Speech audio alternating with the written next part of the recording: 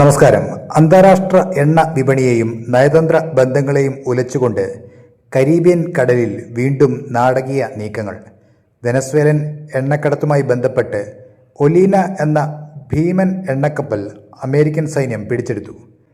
കഴിഞ്ഞ ഏതാനും ആഴ്ചകൾക്കിടെ US coast guard പിടിച്ചെടുക്കുന്ന അഞ്ചാമത്തെ പ്രധാന കപ്പലാണിത്. വെനസ്വേലൻ മുൻ പ്രസിഡന്റ് നിക്കോളാസ് മഡുറോയുടെ അറസ്റ്റിന് പിന്നാലെ മേഖലയിൽ അമേരിക്ക ശക്തമാക്കിയ ഉപരോധത്തിൻ്റെ ഏറ്റവും പുതിയ അധ്യായമാണിത്.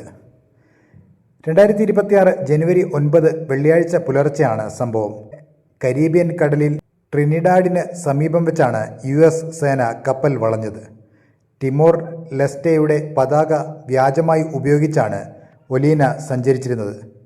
മുമ്പ് മിനർവ M എന്നറിയപ്പെട്ടിരുന്ന ഈ കപ്പൽ റഷ്യൻ എണ്ണക്കടത്തുമായി ബന്ധപ്പെട്ട് നേരത്തെ തന്നെ അമേരിക്കയുടെയും ബ്രിട്ടൻ്റെയും ഉപരോധ പട്ടികയിൽ ഇടം പിടിച്ചതാണ്. വെനസ്വേലയിൽ നിന്നും എണ്ണയുമായി പുറപ്പെട്ട ഒരു കപ്പൽ വ്യൂഹത്തിൻ്റെ ഭാഗമായിരുന്നു ഒലീന എന്നും US നാവിക ഉപരോധം ഭേദിക്കാൻ നടത്തിയ ശ്രമത്തിനിടെയാണ് ഇത് പിടിയിലായതെന്നും റിപ്പോർട്ടുകൾ സൂചിപ്പിക്കുന്നു. അമേരിക്കയുടെ ഈ നീക്കത്തിന് പിന്നിൽ വ്യക്തമായ രാഷ്ട്രീയ ലക്ഷ്യങ്ങളുണ്ട്. നിക്കോളാസ് മഡുറോയുടെ ഭരണകൂടത്തെ സാമ്പത്തികമായി തളർത്തുക എന്ന ലക്ഷ്യത്തോടെ ഓപ്പറേഷൻ സദേൺ സ്പിയർ എന്ന പേരിലാണ് ഈ സൈനിക നടപടികൾ നടക്കുന്നത്. വെനസ്വേലൻ ജനതയുടെ സമ്പത്ത് മോഷ്ടിക്കുന്ന ഇത്തരം ഷാഡോ ഫ്ലീറ്റുകളെ അനുവദിക്കില്ലെന്ന് US പ്രതിരോധ സെക്രട്ടറി കഴിഞ്ഞ ദിവസം വ്യക്തമാക്കിയിരുന്നു. റഷ്യ, ചൈന, ഇറാൻ എന്നീ രാജ്യങ്ങൾ വെനസ്വേലയുമായി നടത്തുന്ന എണ്ണ ഇടപാടുകൾക്ക് വലിയൊരു തിരിച്ചടിയായാണ് ഈ നീക്കം വിലയിരുത്തപ്പെടുന്നത്. കപ്പൽ പിടിച്ചെടുത്ത നടപടിക്കെതിരെ റഷ്യ കടുത്ത ഭാഷയിലാണ് പ്രതികരിച്ചിരിക്കുന്നത്. ഇതൊരു കടൽക്കൊള്ളയാണെന്നും അന്താരാഷ്ട്ര കപ്പൽ ഗതാഗത നിയമങ്ങളുടെ നഗ്നമായ ലംഘനമാണെന്നും റഷ്യ ആരോപിക്കുന്നു.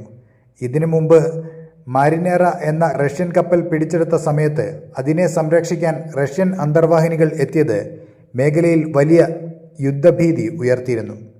ഒലീനയുടെ കാര്യത്തിലും സമാനമായ നയതന്ത്ര അസ്വാരസ്യങ്ങൾ റഷ്യയും അമേരിക്കയും തമ്മിൽ ഉടലെടുത്തിട്ടുണ്ട്. വെനസ്വേലയിലെ രാഷ്ട്രീയ മാറ്റങ്ങൾക്ക് പിന്നാലെ എണ്ണ വിപണിയിൽ അമേരിക്ക മേധാവിത്വം ഉറപ്പിക്കുമ്പോൾ വരും ദിവസങ്ങളിൽ കൂടുതൽ കപ്പലുകൾ ഇത്തരത്തിൽ പിടിച്ചെടുക്കപ്പെട്ടേക്കാം.